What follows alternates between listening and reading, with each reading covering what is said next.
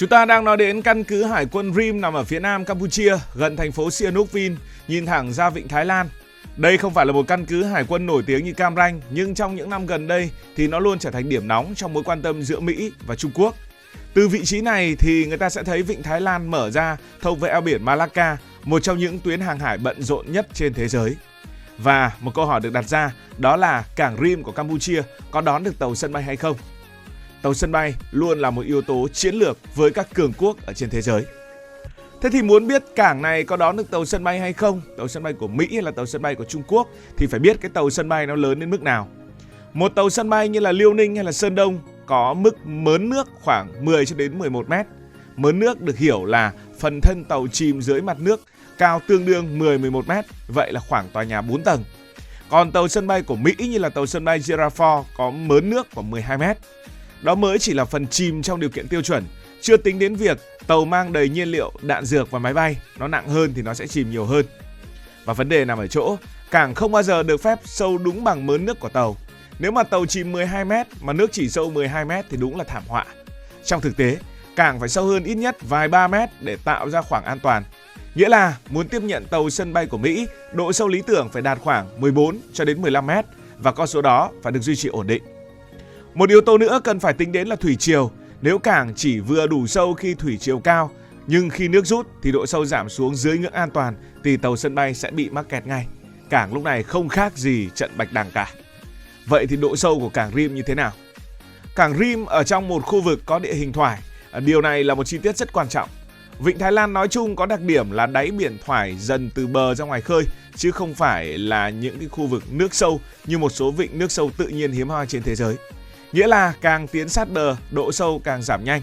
Và để đưa một con tàu có mớn nước trên 10 mét đến sát cầu cảng, bắt buộc thì phải nạo vét.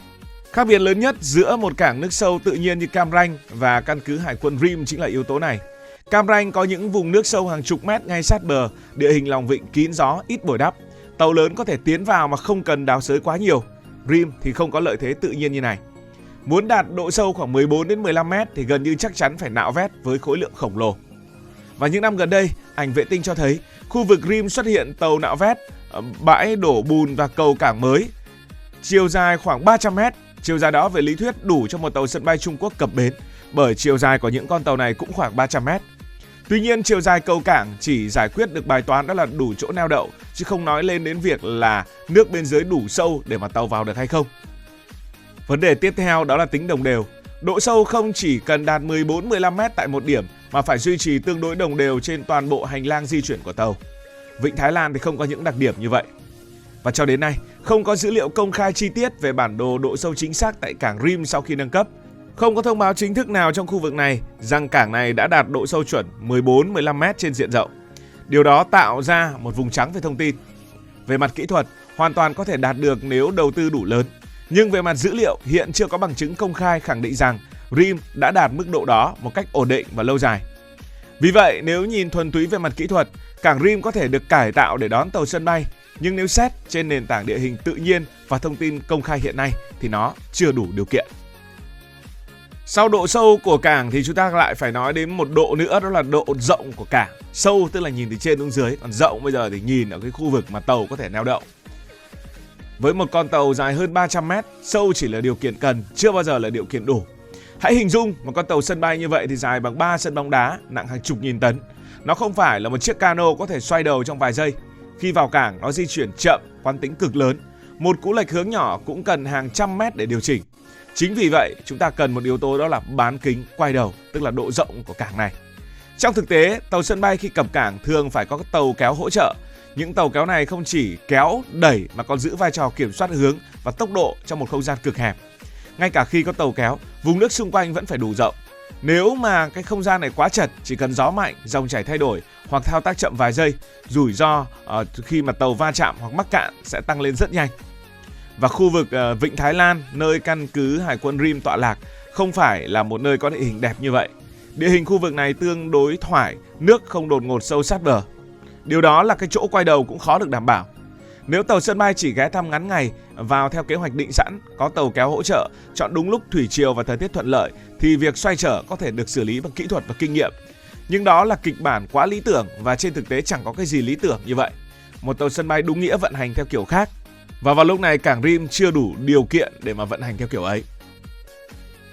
Hơn thế nữa, cảng Rim không chỉ cần đón một tàu sân bay mà còn đón nhiều tàu khác, bởi vì tàu sân bay không bao giờ đi một mình. Một tàu sân bay luôn đi kèm các nhóm tác chiến, nghĩa là bên cạnh nó sẽ có các tàu khu trục, tàu hộ vệ, tàu tiếp dầu, thậm chí là tàu ngầm. Tổng cộng có thể có đến 6 đến 8 tàu lớn hoạt động cùng một lúc và tất cả đều cần bến đậu, hậu cần, nhiên liệu, kho đạn, bảo dưỡng. Hiện tại hạ tầng công khai của Rim cho thấy một cầu cảng lớn mới và một số công trình mở rộng, nhưng chưa có dấu hiệu cho thấy nơi này đủ chỗ và cơ sở vật chất để phục vụ trọn vẹn một nhóm tác chiến tàu sân bay trong thời gian dài. Yếu tố kế tiếp đó là hậu cần. Một tàu sân bay tiêu thụ nhiên liệu khổng lồ, máy bay trên boong tàu cần nhiên liệu phản lực, cần kho đạn, cần phụ tùng thay thế, cần đội ngũ kỹ thuật đông đảo. Muốn làm căn cứ thường trực cho tàu sân bay, cảng Rim phải có hệ thống kho nhiên liệu quy mô lớn, kho đạn an toàn cao, hệ thống phòng không bảo vệ cảng và cơ sở bảo mật nghiêm ngặt, bởi vì không ai neo các tàu sân bay của mình ở đó và không canh giữ cả. Và cho đến nay, chưa có thông tin công khai nào cho thấy cảng Rim đạt đến mức độ hậu cần như vậy. Điều đó không có nghĩa là không thể nâng cấp, nhưng hiện tại thì đang không nâng cấp hoặc chưa tiến hành nâng cấp từ phía Campuchia. Bây giờ hãy thử làm một vài phép so sánh với cảng Cam Ranh. Cam Ranh từ lâu được giới quân sự đánh giá là một trong những vịnh nước sâu tự nhiên tốt nhất ở trên thế giới. Điều đó không phải là lời khen mang tính ngoại giao mà xuất phát từ đặc điểm địa hình rất hiếm của Cam Ranh. Lòng vịnh sâu, kín gió, cử vịnh tương đối hẹp nhưng bên trong lại mở rộng, tạo thành một túi nước an toàn cho những con tàu lớn. Nhiều khu vực trong vịnh có độ sâu tự nhiên lớn ngay sát bờ, nghĩa là tàu có trọng tải lớn có thể tiến vào mà không cần phải đào bới quá nhiều. Độ sâu này không phải là kết quả của nạo vét nhân tạo mà là sản phẩm của cấu trúc địa chất và địa hình tự nhiên. Trời ban cho lợi thế đó rồi, và đó là lợi thế mà không phải cảng nào trên thế giới cũng có. Chính vì vậy trong lịch sử, Cam Ranh từng được các cường quốc quân sự quan tâm và sử dụng, không phải ngẫu nhiên mà nơi này được coi là cảng chiến lược sinh ra từ thiên nhiên. Trước đây là Mỹ, sau đó thì Liên Xô. Ngược lại, căn cứ Hải quân Rim nằm trong khu vực ven vịnh Thái Lan, có địa hình đáy biển thoải dần, không có cấu trúc vịnh sâu tự nhiên như Cam Ranh, với độ sâu lớn sát bờ như vịnh của chúng ta. Điều đó đồng nghĩa nếu muốn đạt độ sâu 14-15 mét phục vụ tàu sân bay, gần như chắc chắn phải nạo vét trên diện rộng. Và với năng lực của Campuchia thì họ khó làm được ở thời điểm này. Vấn đề ở đây không chỉ là đào sâu bao nhiêu mét, mà khi địa hình tự nhiên không thuận lợi, khối lượng bùn và cát phải xử lý sẽ rất lớn. Và quan trọng hơn, vịnh Thái Lan có xu hướng bồi lắng theo thời gian, nghĩa là sẽ phải nạo vét thường xuyên. Điều đó cũng đồng nghĩa với việc sau khi nạo vét đạt chuẩn, vẫn phải duy trì nạo vét định kỳ để giữ độ sâu ổn định. Đây là chi phí dài hạn, không phải đầu tư một lần là xong. Cam Ranh còn có một lợi thế khác nữa, mức độ kín gió và che chắn tự nhiên.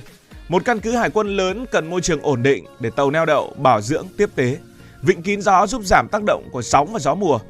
Quân cảng Rim tuy không phải là vùng biển quá rộng nhưng cũng không sở hữu cấu trúc lòng vịnh sâu và được bao bọc tự nhiên như Cam Ranh.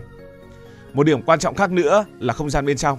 Cam Ranh không chỉ sâu mà còn rộng. Điều đó cho phép tàu lớn hoạt động cùng lúc, quay đầu, cơ động, neo chờ mà không gây áp lực lên luồng ra vào.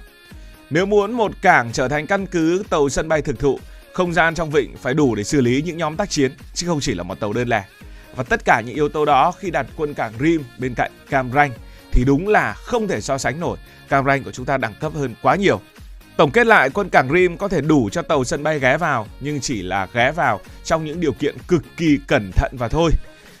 Còn để trở thành căn cứ tàu sân bay đúng nghĩa, nó cần nhiều hơn thế. Cần độ sâu đồng đều, cần không gian để xoay trở lớn, cần hạ tầng hậu cần khổng lồ và cần hệ thống phòng thủ tương xứng. Hiện tại những gì công khai cho thấy quân cảng Rim đang được nâng cấp nhưng chưa đạt đẳng cấp của một cảng nước sâu chiến lược hàng đầu để đón tiếp tàu sân bay với đầy đủ những tiêu chuẩn cao nhất. Cảm ơn vì đã quan tâm theo dõi câu chuyện này. Nếu cảm thấy thú vị, bạn có thể nhấn nút đăng ký kênh để tiếp tục đồng hành với bình luận viên Hải Thanh Story. Còn bây giờ thì xin được nói lời chào, tạm biệt. Cảm ơn các bạn đã dành sự đồng hành cùng Hải Thanh Story. Đi qua những vùng đất,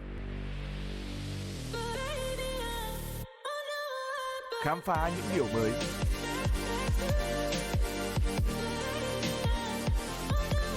Đừng ngần ngại, hãy để lại những góp ý và xin được hẹn gặp lại.